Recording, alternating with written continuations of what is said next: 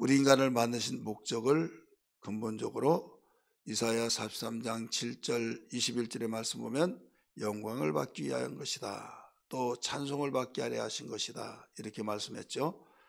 그러나 인간이 죄를 지음으로써 인간이 하나님이 만드신 목적이 어그러져 버렸습니다. 그래서 한탄하셨고 후회하셨고, 그래서 노아의 홍수로 모든 걸 심판하셨다는 사실을 성경은 가르쳐주고 있습니다.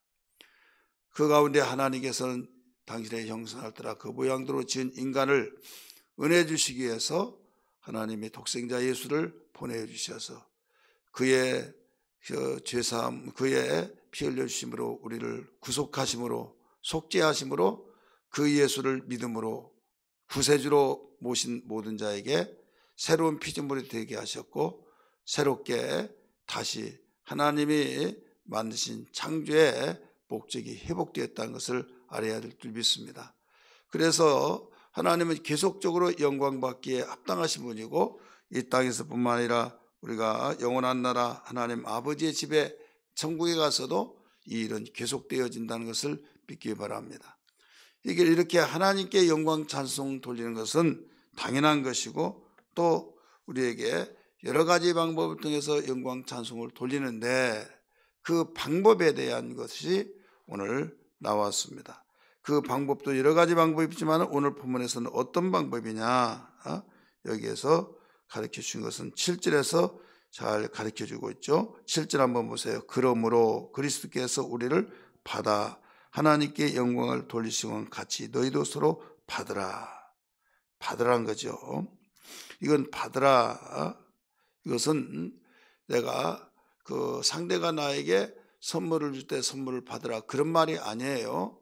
여기 받으라고 한 것은 유입해 온 것을 너희가 모시듯이 받아들이라.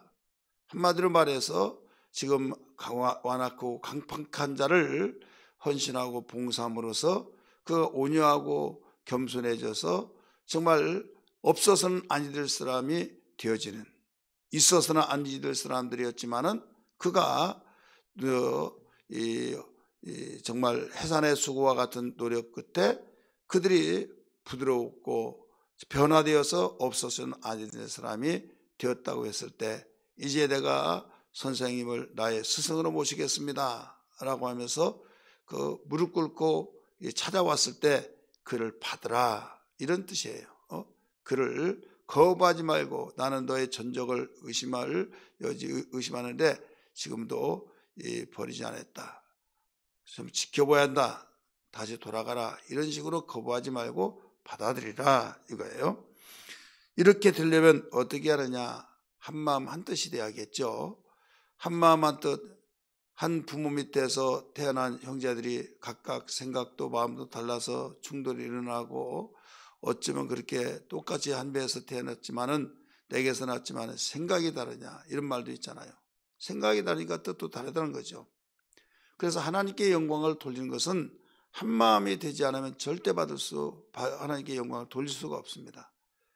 오늘 그러므로라고 하는 7절에 접속사가 나옵니다. 이 그러므로라고 하는 뜻을 우리가 알아야 하는데, 어떤 뜻에서 그러므로 했는가 하면 이 5절 6절을 이해를 하고 들어가야만 됩니다. 5절 보세요. 15장 5절. 이제 인내와 이루의 하나님이 너희로 그리스도 예수를 본받아 서로 뜻이 뭐라고 그랬어요? 가까이 주사 한 마음과 한 입으로 하나님 곧 우리 주 예수 그리스도의 아버지께 영광을 돌리게 하려 하노라.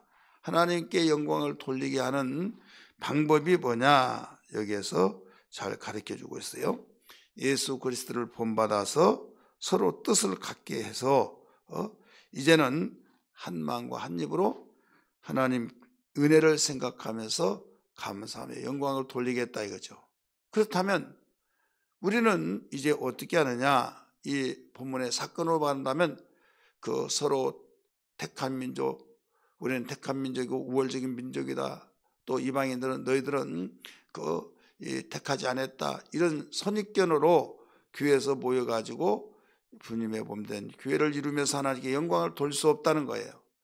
로마는 세계적인 도시였고 바로 강대국격 모든 그 길은 노마로부터 이런 말이 나와요. 도로 문화가 발달돼 가지고 그 굉장히 그 빠른 그 속도로 그 왕래가 되어지는 교통 문화가 발달되어진 거죠. 그런 가운데 세계 민족이 미국에 모이듯이 그 노마에 당시에 모여서 이제 교회가 이루어질 때 다민족이 되어지는 이런 가운데, 왜 다민족이 될 수밖에 없는가 하면 모든 나라 땅들을 정복하고 그들을 끌어오고 또 그들이 시민권을 소유하면 거기에서 살게 하고, 그러다 보니까 이 허드렛 일, 종된 일, 막노동하는 일, 이런 사람들을 다 이 포로된 자들 또 이 식민지인들을 그 오게 해서 거기서 건설하게 하고 이런 일을 많이 했어요. 근데 복음이 증거되어서 이제 교회로 모입니다. 모일 때 어떤 사람들이 모이겠어요? 로마 사람들을 보면 이방인들이고, 하나님의 선민적인 이스라엘 백성이 모일 때도 이방인이고, 그리고 또 하나님의 선민이라고 자부하고 거기에서 이 우월적인 마음을 가진 그들도 이제 예수님을 알고 또 모여서 다민족들이 모여서 교회가 이루어진다 이거죠. 이루어짐에도 불구하고 어딘가 모르게 석연치 않게 율법적인 유대인들은 생각이 워낙 깊이 뿌리를 내려졌기 때문에 그 생각을 떨치지 못하고, 우리는 선택받은 민족, 하나님 우리를 택하셨고 우월적인 생각을 가지고 다른 민족들은 다 발바닥이 때같이 여겨져 버렸다 이거죠. 그래서 자녀의 떡을 취하여 개에게 던져준 일이 마땅하냐, 주님께서도 이런 말씀을 하셨다고 하는 사실은 그 당시에 자연스럽게 그 통용되었던 내용들입니다. 이런 가운데 교회가 세워졌을 때 하나님께 영광을 돌리겠냐는 거예요. 절대 영광을 돌릴 수 없다. 이것을 사도 바울은 한 번도 얼굴을 보지 못했지만은 그런 문제들이 너무나 많이 있기 때문에 이것을 염두에 두면서 여기에서 그 언급을 했던 겁니다. 그리하여 5절에서 이미 말씀드렸던 것처럼 이 타 문화권에서, 그것도 이 대제국의 나라에서 교회가 세워져서 노마는 수없는 신들이 있는데 다신들을 섬기고 있는데 예수만이 구세주고 구원자고 최고의 우월적인 바로 창조주 하나님이시고, 이런 내용을 가지고 신앙생활을 한다는 것은 쉬운 것이 아니다 이거죠.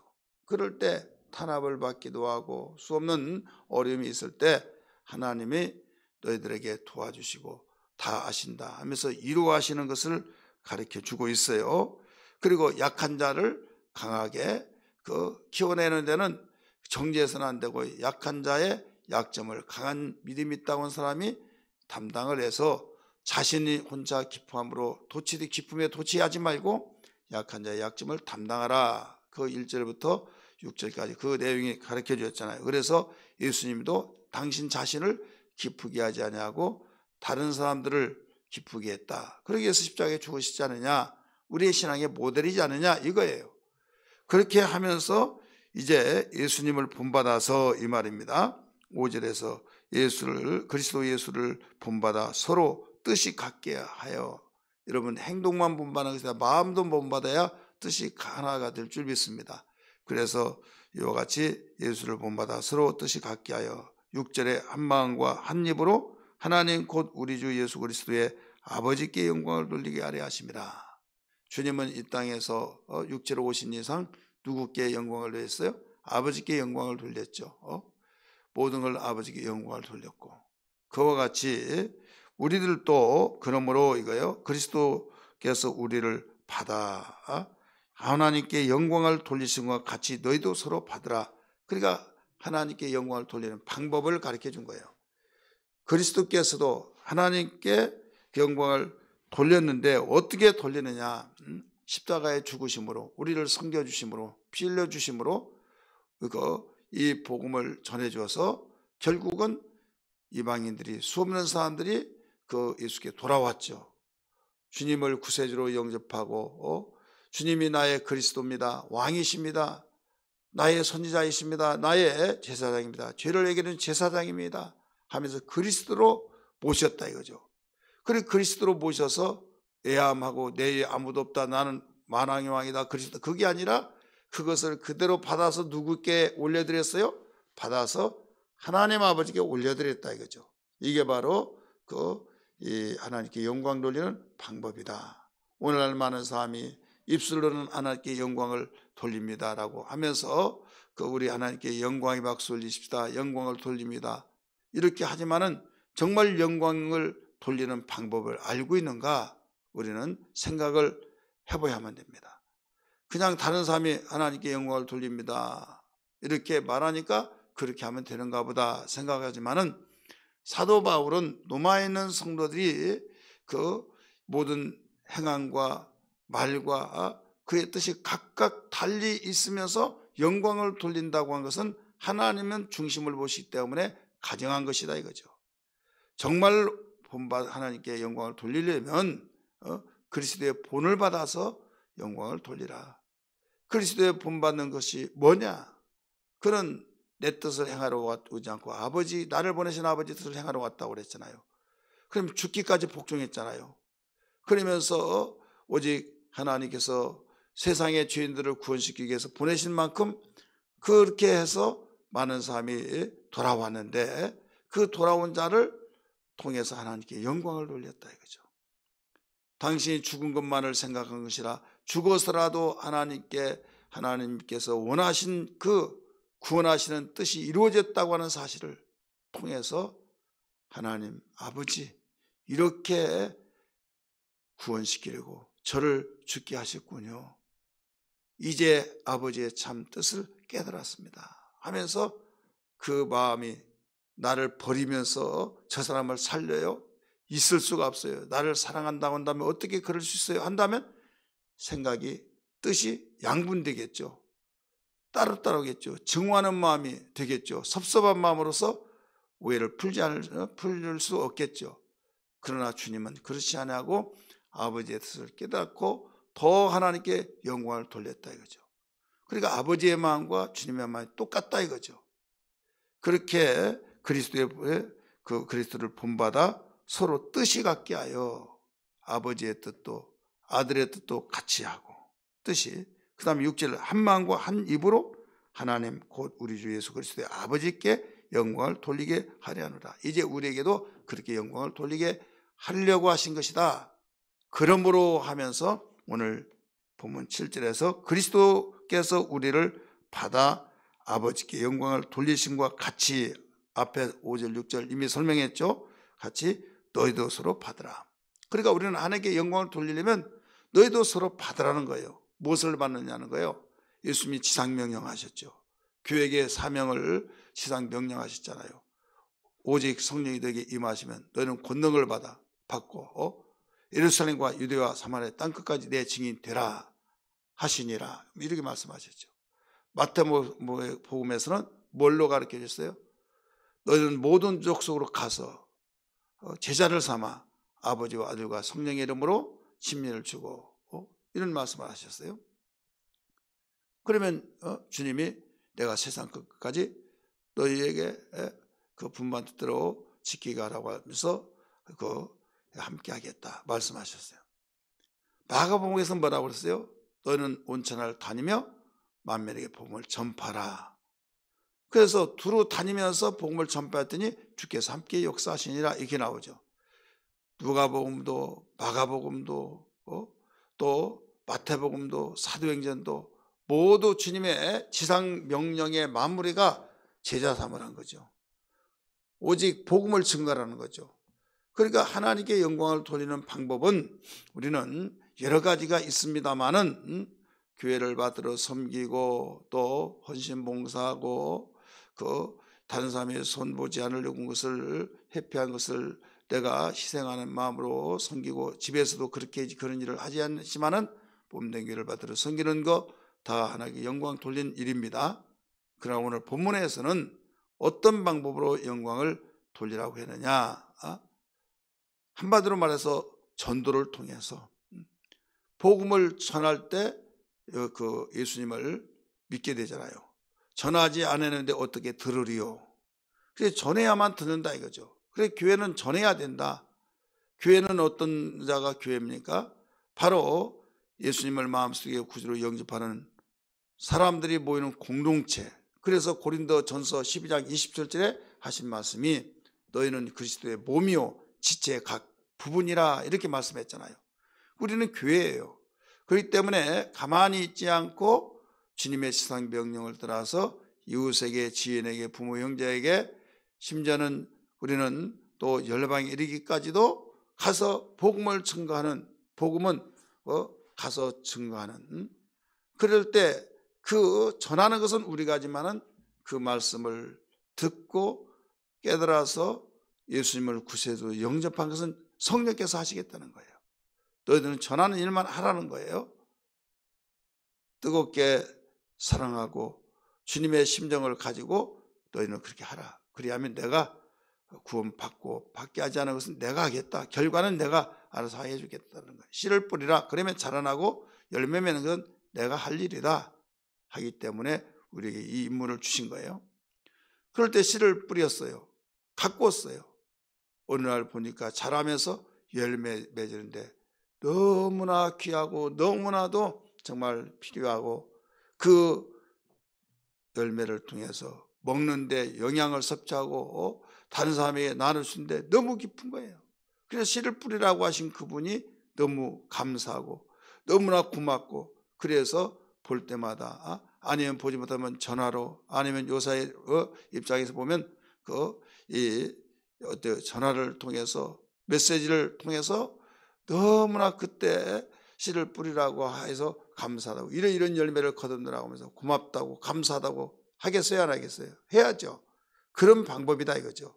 그래서 우리가 열매를 보지 않고는, 돌아와서 구원받지 않고는 영광을 돌릴 일이 없죠.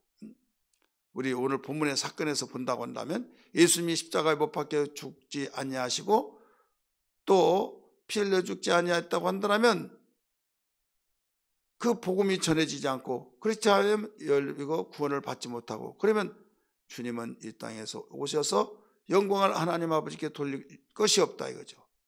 그러나 하나님의 말씀에 순종하고 죽으라고 하신 그 말씀에 따라 순종했더니 복음을 땅끝까지 증거하고서 제자들이 증거했더니 이제는 계속적으로 돌아왔다 이거죠.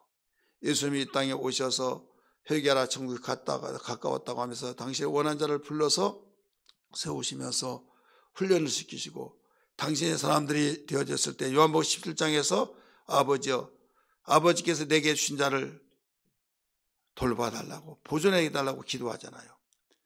그래서 이와 같이 하나님께 영광 돌리는 방법은 전도를 통해서 그 구원받은 사람들을 통해서 영광을 돌리게 하더라, 이런 말씀입니다.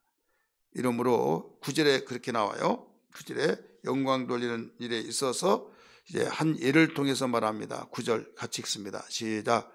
이방인들도 그 긍휼하심으로 말미암아 하나님께 영광을 돌리게 하려 하심이라. 기록된 바, 성경에 기록된 바, 그러므로 내가 열방 중에서 주께 감사하고 주의 영광을 찬송하리라 함과 같으니라. 이 내용은 사무엘하 22장 50절, 시편 18편 49절에 있는 내용을 인용해서 이렇게 말씀하셨어요. 그렇기 때문에 이방인들도 긍휼하심을 통해서 하나님께 영광을 돌리게 하려 하심이라는 말씀을 응하게 돼서 이방인들도 하나님께 영광을 돌리더라 이거죠. 어떻게 영광이 되었어요? 여기에서 7절에서 너희도 서로 받아서 영광을 돌리라 이거죠. 이방인들 버려지고 벌레 맞지도 못하고 그냥 그 방치해줬던 그들인데 주님의 지상 명령을 통해서 복음을 전했더니 구원받고 하나님의 자녀가 됐다는 사실에 얼마나 감사하고 얼마나 기쁜지, 그들을 보아서 그들을 너희가 씨를 뿌려서 그 결과를 봤으니 하나님께 영광을 돌리라, 이런 말씀이에요.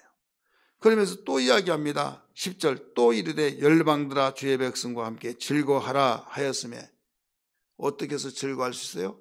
한마음 한뜻이 돼야 즐거워할 수 있죠. 복음을 통해서만 한마음 한뜻 된다는 걸 믿기만 합니다. 한 배 속에서 나오는 형제들도 마음과 생각이 달라서 이러쿵저러쿵 하면서 트러블이 일어나는데, 하물며 알지도 못한 민족들, 알지 못한 그 다른 민족들이 어떻게 한마음 한뜻이 되겠습니까? 한마음 한뜻이 되게 하는 그 유일한 복음밖에 없는 걸 믿기 바랍니다. 예수 그리스도의 복음을 통해서만 이루어지기 때문에, 복음을 전함으로 그들이 하나님께 돌아옴으로 그들을 하나님께 찬송 영광을 돌리게 된다는 말씀이에요. 11절부터 또 이렇게 나오잖아요.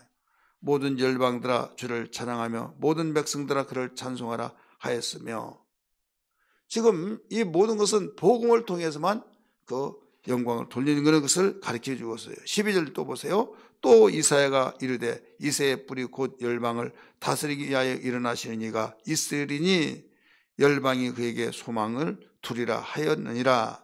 이새의 뿌리 곧 열방을 다스리기 위하여 일어나신 분이 누구예요? 예수 그리스도. 그리고 또 우리 영적으로 우리는 주님의 자녀로서 계속적으로 영적인 자녀라면 이제는 복음을 증거하는 사람들을 모두 다 이새의 뿌리로 여기서 가르쳐 줬어요.